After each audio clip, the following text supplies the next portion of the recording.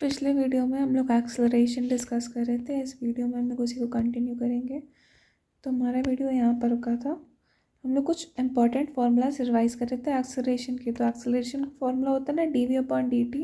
तो मैं क्या करूँगी ना, d/dt को मैंने बाहर रखा और वेलोसिटी को मैं लिख रही हूँ dx/dt। तो ये मेरा हो जाएगा d2x/dt²। और ये बात यहाँ से भी क्लियर थी कि अगर डिस्प्लेसमेंट को 2 बार डिफ्रेंशिएट करते हैं तो हमें एक्सेलरेशन मिलता है। अब देखो, इसे मैं इस तरह से लिख सकती हूँ।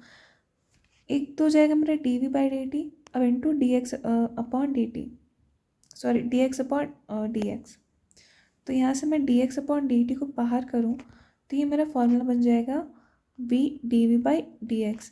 ये एक्सेलरेशन का तीसरा फॉर्मूला होता है जो हमें याद रखना है। Acceleration equals to v dv/dx। तो एक्सेलरेशन के 3 फॉर्मूलाज हो गए। पहला है dv/dt, दूसरा है d2x/dt², और ये तीसरा है v dv/dx।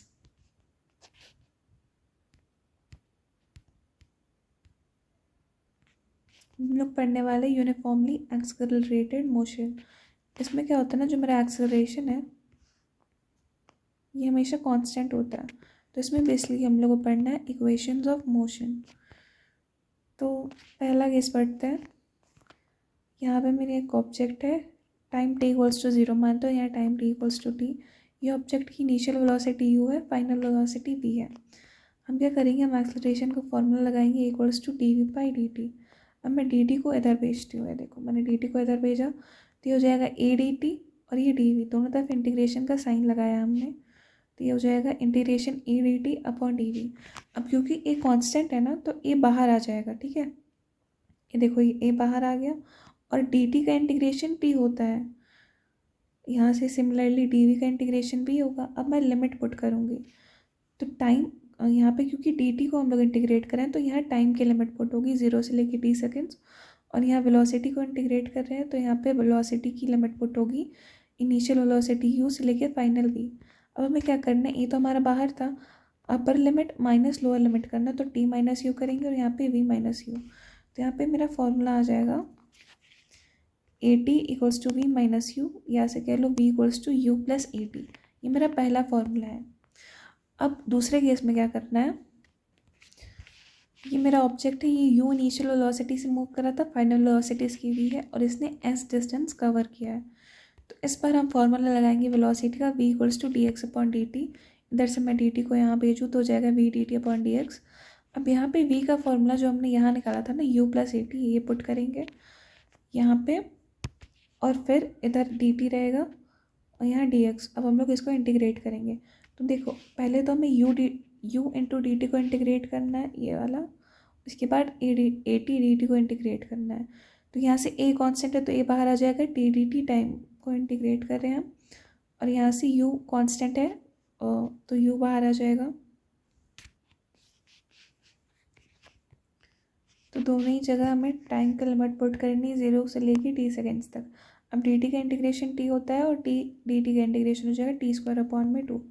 तो फाइनल दोनों लिमिट्स पुट करने के बाद जो फाइनल फार्मूला हमारे पास आ रहा है वो है s equals to u t plus half at²।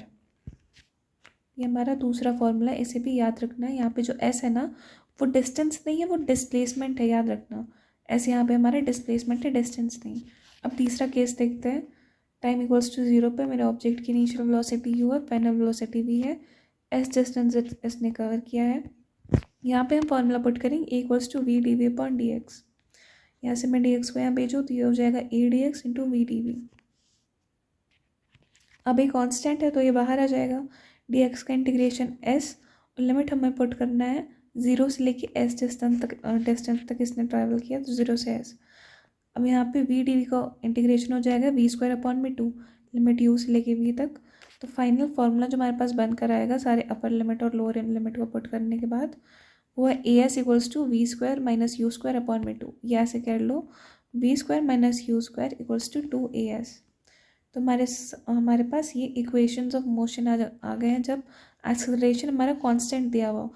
अगर तो एक्सेलरेशन कांस्टेंट नहीं है, एक्सेलरेशन वेरिएबल है, तो हमें ये फॉर्मूलाज पुट करना है। अगर एक्सेलरेशन यहाँ पे अगर एक्सेलरेशन कांस्टेंट हो जाए तो हो जाएगा ये तीनों फार्मूलाज जो हमने अभी डेराइव किए ना, v equals to you plus a t, s equals to u t plus half a t square, v square equals to u square plus two a s, ये फार्मूलाज हमें तब पुट करने जब एक्सेलरेशन कांस्टेंट है। अब एक चीज़ यहाँ पे ध्यान दो, ये जो मेरा फार्मूला है ना v equals to you plus a t, यहाँ से टाइम का फार्मूला आ जाएगा v माइनस यू अपॉन में ए, ठीक है, ये पहला चीज़। दूसरा कि यही ये वाला जो फार्मूला है ना, v square plus u square, v square equals to u square plus two s, यहाँ से मेरे पास एस का फॉर्मूला आ जाएगा v square minus u square upon में टू ए। ये दो फार्मूला समझ में आया कहाँ से आए। अब ये देखो, जो मेरा एवरेज स्पीड का फॉर्मूला होता है ना, वो होता है total distance upon total time. अगर एक्सेलरेशन कांस्टेंट दिया हुआ है तो हम क्या करेंगे, डिस्प्लेसमेंट की जगह पे ये फार्मूला बैठाएंगे और टाइम की जगह पे ये वाला फार्मूला बैठाएंगे जो हमने यहाँ से डेराइव किया था। तो सारे वैल्यूज़ पुट करने के बाद, डिवाइड करने के बाद जो फाइनल आंसर हमारे पास है वो है V plus U by two. तो अगर ऑब्जेक्ट की इनिशियल वेलोसिटी फाइनल वेलोसिटी दी हुई है तो हम उसकी एवरेज स्पीड बता सकते हैं, जो कि हो जाएगी V plus U by two. ठीक है, एक और फॉर्मूला हमारे पास आता है वेलोसिटी एट मिड पॉइंट। मान लो ये ए पॉइंट है, इनिशियल पॉइंट, ये फाइनल पॉइंट है, ये लेंथ डी है और मैं डी बाई टू पर जो मेरा मिड पॉइंट है सी मान लो, इसकी वेलोसिटी पूछी चाहिए। तो इसका डायरेक्ट फार्मूला में याद करना है, root under V one square plus V two square upon two. V one क्या है, इनिशियल वेलोसिटी, वी टू क्या है, फाइनल वेलोसिटी।